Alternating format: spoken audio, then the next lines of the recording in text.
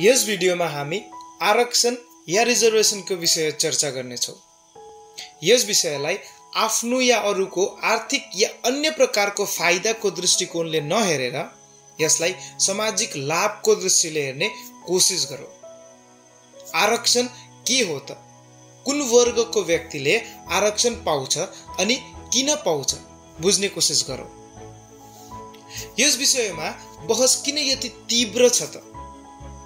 कारण हो संसाधन अनि संसाधनको कमी। यस्तो देश जहाँ संसाधनको पहिल्यैदेखि कमी छ, गरिबी बेसी, भुकमरी अनि बेरोजगारी पनि बेसी छ, त्यस्तो देशमा संसाधनको बटवाराको नीति बनिँदा मतभेद हुन स्वाभाविक छ। संसाधन या रिसोर्सेस मान्छेको मूल जरुरत हो अनि यसमा सम्झौता कोही गर्न चाहदैन। यसमा बटवाराको नीतिमाथि विचार गर्न नि मान्छे तर्किन्छन्।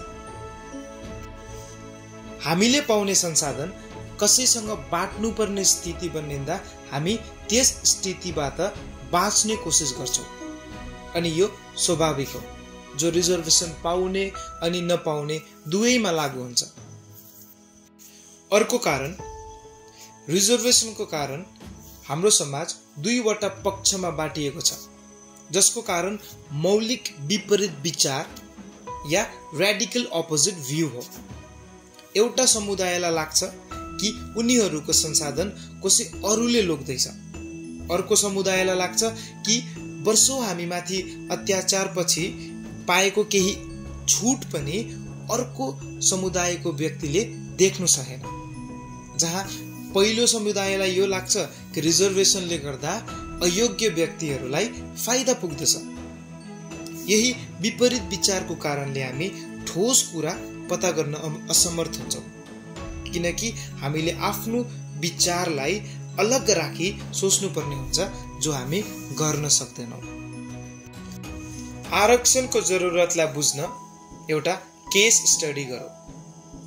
एउटा विद्यार्थी जसको नाम सुरेश, जो आईएएस अफिसरको छोरा हो, बचपनदेखि नै ऊ सहरमा बसेर इङ्ग्लिस मिडियम स्कुल पढ्यो, दुनियाँभरको गाइडेन्स पायो, तर पनि केही प्रब्लम भए महँगो टिचरबाट ट्युसन पनि लियो।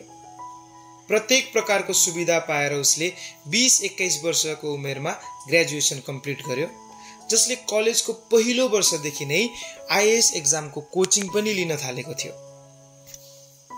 अब अर्को विद्यार्थी जसको नाम रमेश, जो चिया बगान श्रमिकको छोरा हो, जसको आमा बाबालाई शिक्षा विषय खास थाहा छैन, नेपाली स्कुलमा पढ्यो जहाँ 100 देखि 150 स्टुडेन्टहरू एउटै क्लासमा हुन्थ्यो।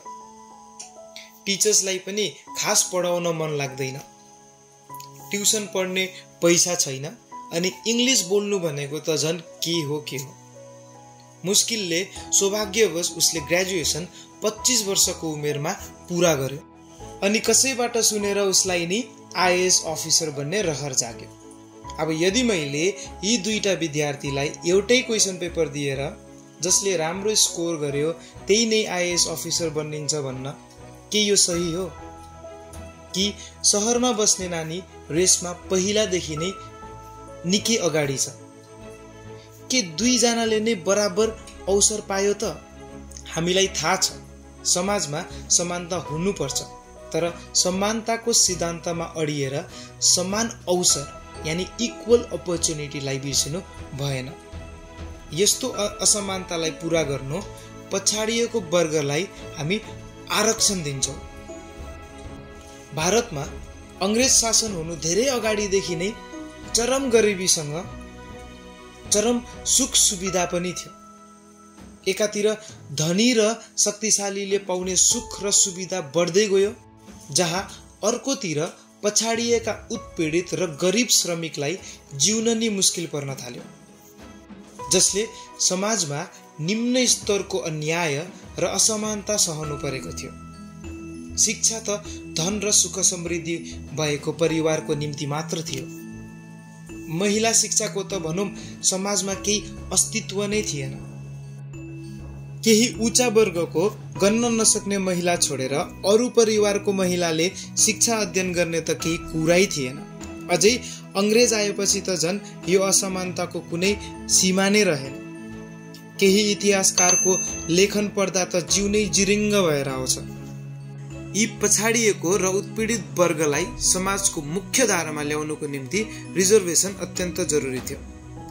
Doctor B R. अम्बेडकरको यस्तो महान कामलाई आलोचना गर्न छोडेर हामी यो कार्यपछिको उद्देश्य जान्ने कोसिस गरौँ। Doctor B R. अम्बेडकरले सामाजिक सन्तुलन बनाएका थिए। उहाँले रिजर्भेसन भन्दा बढी महिला शिक्षामा काम गरेका थिए। उहाँले रिजर्भेसन भन्दा बढी हाम्रो देशको सम्मान योग्य संविधानको ड्राफ्टिङ कमिटीको निरीक्षण गरेका थिए। उहाँ कन्स्टिट्युएन्ट एसेम्ब्लीमा दलित वर्गबाट आएको मेम्बर होइन, कन्स्टिट्युएन्ट एसेम्ब्लीको सबैभन्दा बढी शिक्षित एउटा महान फ्रिडम फाइटर थिए, जसले गर्दा आज हरेक वर्गले भारतलाई सम्मान भावले आफ्नो देश भनी गर्व गर्छ। तपाईलाई के लाग्छ? रिजर्भेसनले हाम्रो देशमा आर्थिक र सामाजिक समानता ल्याउनु सक्षम भएको छ या हाम्रो देशलाई यसको अझै पनि जरुरत छ? कमेन्ट बक्समा आफ्नो विचार राख्नु नभुल्नुहोला अनि भिडियो मन परे लाइक, शेयर अनि सब्स्क्राइब पनि गरिदिनुहोस् होला।